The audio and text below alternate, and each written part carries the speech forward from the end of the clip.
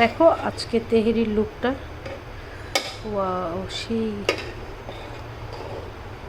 ভাই, এত তেহেরির অর্ডার আসে, আমি অর্ডার তেহেরি দিয়ে শেষ করতে পারি না। মানে চিকেন তেহেরির এত অর্ডার আসে, আমি তো বিফটা ভয়ে রাখিই নাই আমার মেনুতে, কারণ বিফের তো ঝামেলা আছে, কিন্তু চিকেনটাই রাখছি, তারপর আমি দিয়ে শেষ করতে পারি না। মানে এত আমার তেহেরির অর্ডার আসে, প্রত্যেক দিন তেহেরির অর্ডার থাকবেই, কিছু থাক না থাক তেহেরি থাকবেই। দেখো কতটা সুন্দর। হ্যাঁ, এটা এটা কিন্তু আমাদের বাড়ির চাল, বাড়ির চাল।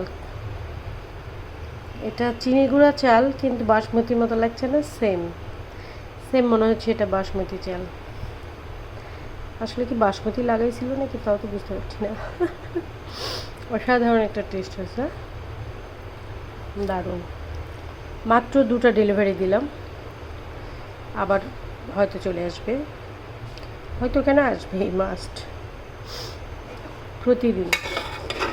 তেলটা বেশি থাকে অর্ডার, আর রুটি, গরু মাংস এগুলো অনেক বেশি থাকে। অর্ডার অর্ডার অর্ডার দিতে দিতে আমি শেষ, সারাদিন চুলাই করতেছি। Thank you.